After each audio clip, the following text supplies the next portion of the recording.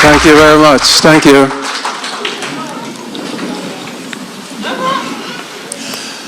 One of the first things I have to say, I'm very sorry for being late. I tried so hard to get here early so I could see and prepare myself for this, because one of the things I always say, and I'll always keep saying this, without you people who are sitting in this hall today, or tonight, or what it might be, I wouldn't be standing here. The support you people gave us in the early days can't be counted. I used to go all over this country, and the best thing for me used to be the fact that there was a conference, Black Workers Conference, that was part of my life and still is part of my life.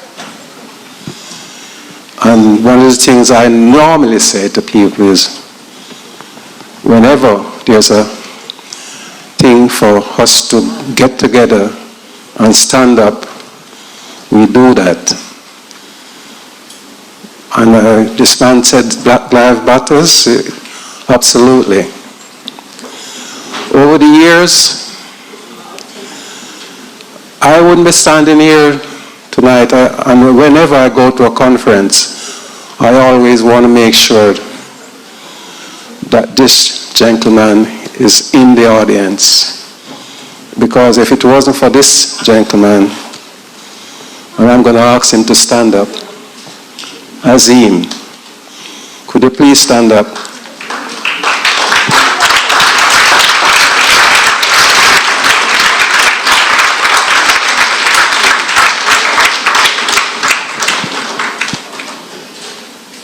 I know everybody knows that in America, when there was a tragedy,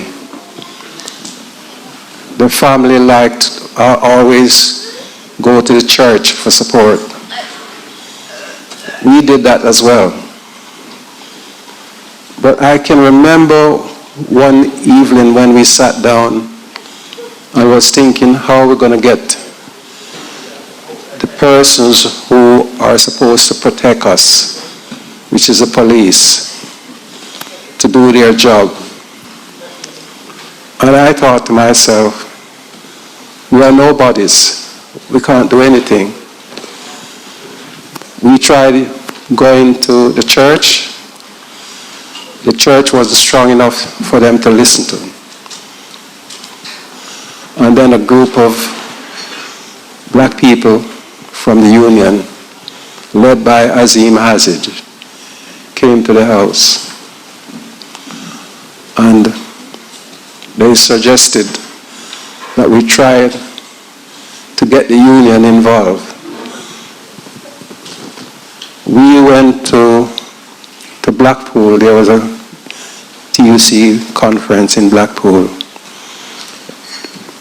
It was me and Haji went, and we decided to leaflet the benches. And the reason why I was doing this is because the delegates would see this and take it back to the unions, the other unions. We were in the hotel that night, getting ready to watch TV, and there was a knock on the door. And some of the convenient people from the conference came in and said, "We've seen your leaflets, but we think it would be better if you went up on stage and addressed the assembly. I think it must be well over 2,000, 3,000, or 4,000 people. I've never been up on a stage and talked to anybody before. And I said to him, no way. And we went up in the train together with, I think she was the commissioner or something to do with South Africa.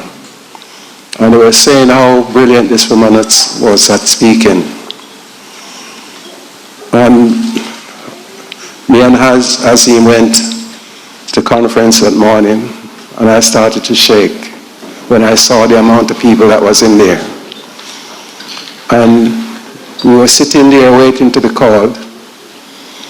And when you prepare yourself for something and it doesn't happen, you start to think, well, there's no way I can do this then.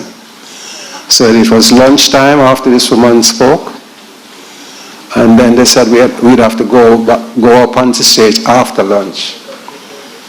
And there were some things that these people wanted to get past. And the anger in this house, in this conference, I was saying to myself, nobody is going to want to listen to what my family has to say. It wasn't very important.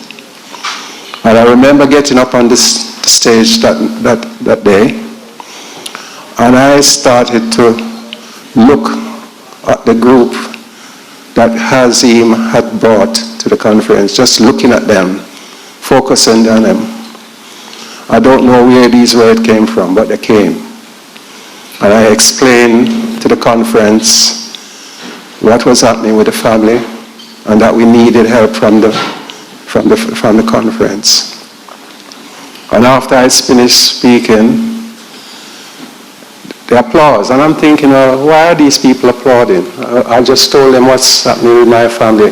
Do they understand what I'm trying to do? And I said, everything just started to excel. We start getting support from all the different unions, start calling me to come down and talk and address the conferences. But yes, I was glad about that. But the main thing I will always remember and will never forget is the fact that this person, which is Azim, came. He had no problems with his family, but he saw the distress that our family was in. And with you as his support, and brought me into the situation where I could talk on stage and get to know how to proceed with getting justice for the death of my son. I'm so pleased to be here tonight around you people. There is no way I can tell you thanks enough for what you have done for my family.